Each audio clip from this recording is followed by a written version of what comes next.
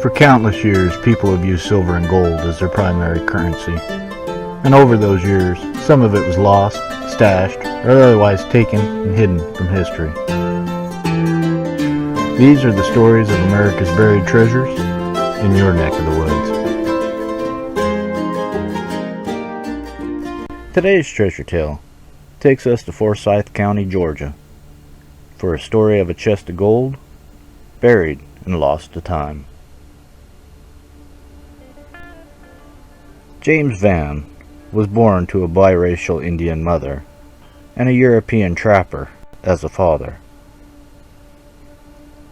He became an influential chief of the Cherokee who believed that his people should acculturate with the white man and their government. He provided land so that a mission school could be built to assimilate the younger generation to read and write like the whites and adopt their God and way of life as their own. Van became very wealthy by his dealings with the Europeans and his efforts to reform the natives to their way.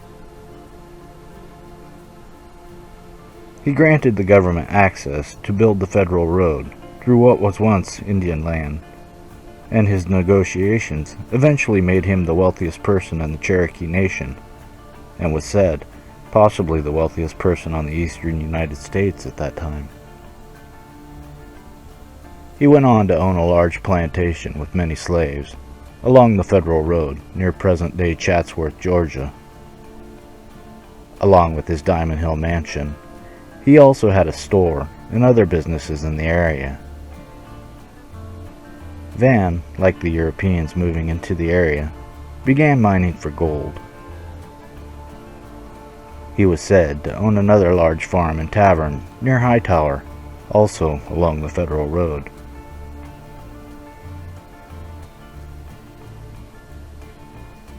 Story says he would ride from one property to the other to keep watch over his holdings and collect the money made from each of his businesses. He rarely stayed long anywhere, always on the go, investing and collecting the cash and then moving on to the next. James Van was said to be a generous man with his money, yet vicious if he was crossed. One account stated that he had a slave burned alive for stealing from him. It was also said that Van was fond of alcohol and became a drunkard. The more he drank, the meaner he would become. His actions would eventually earn him many enemies. Even still, James Van was a shrewd businessman, eventually owning several plantations, stores, taverns, ferry boats, grist mills, and gold mines. As always, he would ride from one property to the next, checking for problems to increase productivity, collecting what had been earned, and then moving on to the next business on his route. Due to Van's alcoholism, he was known to frequent his taverns on his journeys. It was while at the tavern near Hightower that he was informed that a band of outlaws had been planning to rob him along the federal road. Van, who had been riding with a chest of $40,000 in gold dust and nuggets he had collected from one of his gold mines, decided to stop off at his Hightower farm to bury the cash for safekeeping, just to be safe. He blindfolded two of his slaves and had them carry the heavy chest from the house to the foot of a large oak tree, down the hill to a field near the river's edge. There, they buried the chest with the intent to move it somewhere safer once the threat had subsided. Van then left the property to resume the checks on his other businesses. A few days later, on February 19, 1809, Van was killed by an assassin, his unknown, botched robbery, or simply by an enemy he had made in his business dealings. Rumors also had it that it may have been one of his wives, who had grown tired of his drunken abusiveness.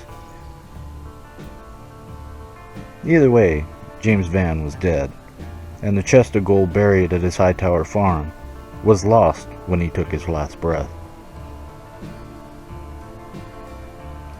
James Van was said to have left an extensive amount of money to his family when he died. But knowing he was not against burying his money for safekeeping, as with the $40,000 in gold, it's likely he may have buried more at any number of his properties to keep it safe. And being fond of the bottle, it's possible there are caches even he had forgotten about while he was still alive. If I were to start researching where his Hightower farm was to search for the chest of gold, it might not hurt to keep your eyes open for any other numerous properties he owned. Who knows what else might be found. Good luck, happy hunting, and keep on digging it.